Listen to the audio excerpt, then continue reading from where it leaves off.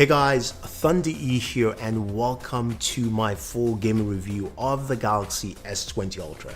Now I know you guys have been waiting for this video and I've tried to include as many games as I could into this video. So we're talking about the S20 Ultra, Samsung's latest flagship. It retails for $1,400 and this device comes with a myriad of specs. So we know it has a Snapdragon 865 processor, which means better gaming performance for us. It can come with either 12 or 16 gigabytes of RAM, and you've got UFS 3.0 storage, so which means your games are read pretty fast. Now, going back to that RAM, it's got a feature that I really like. It's one of the first features I want to talk about because a lot of people aren't talking about this. This is the ability to dock 5 applications into your RAM storage. So what this simply means is that, hey, you can pick any application you want. In our case here, it's all about games. So we select the games we want and we lock those games in. So even if we clear our memory storage or we drop our phone tonight and wake up the next day, we still jump back into the game directly. There's no loading. It's a really quick process. You might have to connect to the server, but the game is still there in the background. And that is absolutely fantastic. It is great if you are a gamer or gaming focused and you want to quickly jump into your Call of Duty, your PUBG, or whatever game you're playing. This is a great feature that I think works really well.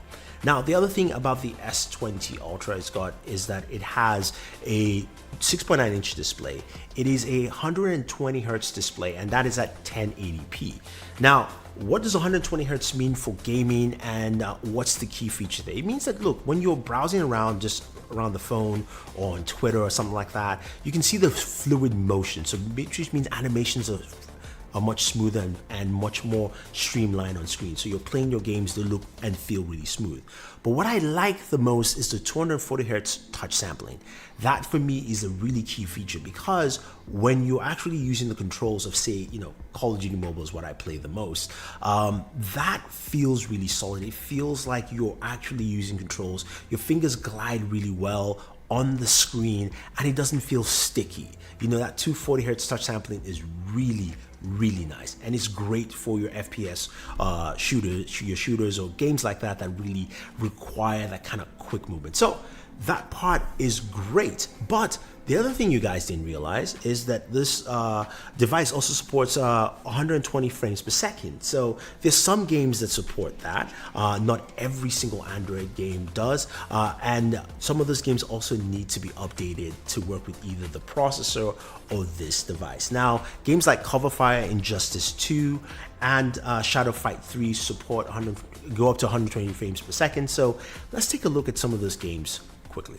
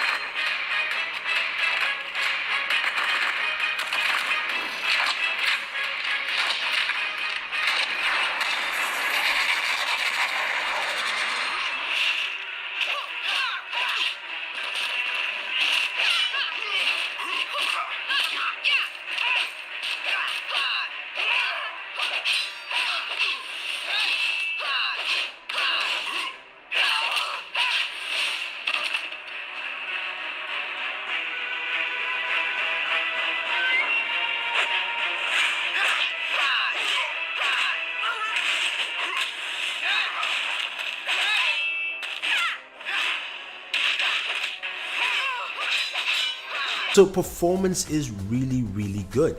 I like that. Now, a lot of the games we're going to showcase are either capped at 60 frames per second, but the 120 hertz display still, it works really well here. You're going to see how smooth the motion is. I want you to pay attention to just, when I turn around, I move, different things that happen on screen. So just see how well this actually moves on this display. So let's take a look at a few more games running on the Galaxy S20 Ultra.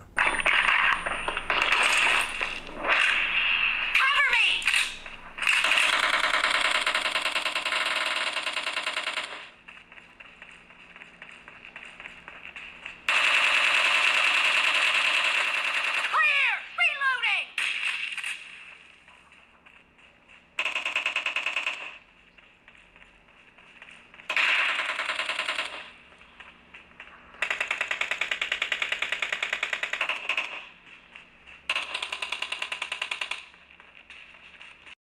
skydiving? I agree. Really bad. Yeah, catch you later, amigo.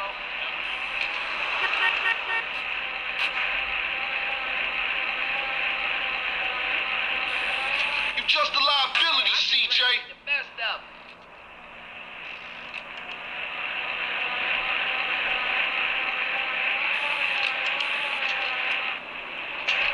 Why you bother coming back? I'm a veterano, ese no joke.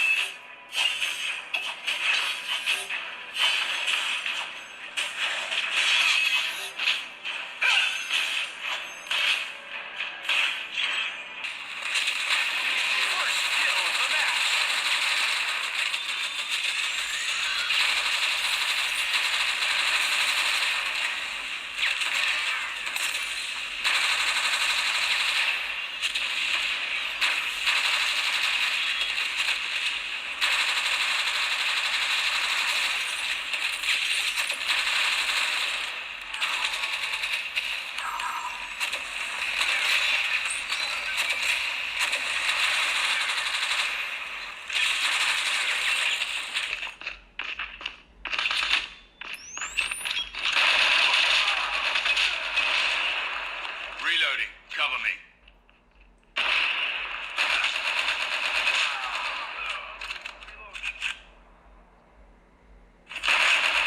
UAV recon standing by. Repeat, UAV recon standing by.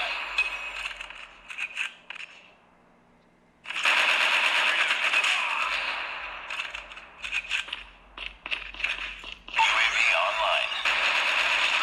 Missile awaiting orders. So the next thing you're going to ask is, what about heat while gaming? Well, Samsung has, of course, its special liquid cooling chamber, and temperatures are really solid on this. 94 degrees was the highest I ever got, and that was with PUBG. Rest of the games, everything came out to about 90 degrees or so. So I liked, of course, temperatures with this device.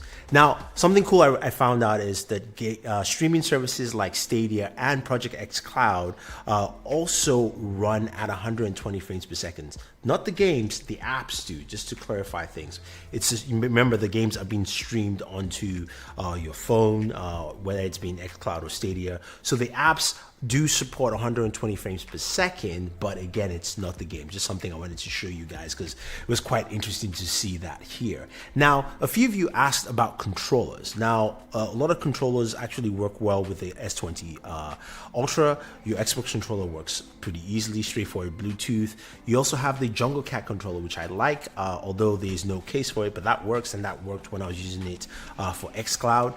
Then you have, of course, the Stadia controller, and that works via USB USB connectivity, and finally the GLAP or the G-Play controller, which was for the S10. That works well. That actually fits, even though it's a 6.9-inch device, and the camera hump also still rests in there, so that will work.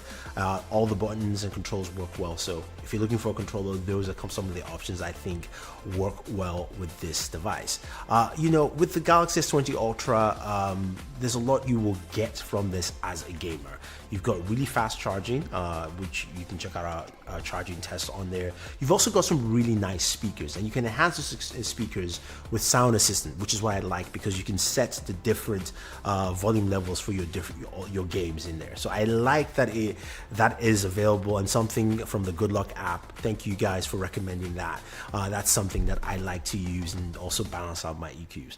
There's a lot I like in this device. There's some things I don't like as well, gaming wise. I want them to fix the game center, give me more functionality in there. I also want them to make the display settings easier, so you don't have to go to 2 locations to change from 1080p to 2K, and also go out and go to different sections to change from 60 Hertz to 120. Make it seamless, and also give me the option to just stay at 120 2K resolution. Now, some of you ask, what about battery life with this? Well, I would say it was good. I got a good battery life gaming and having 120 Hertz. I would say you will have no problem at least running your device. If you game medium amount of gaming, you probably get about 12 hours of battery life. Again, it's 120 Hertz, so that's just putting it out there. I like what the Galaxy S20 Ultra brings for gaming. I like the performance. I like the things I'm seeing. Audio, sound, you name it. The display, butter.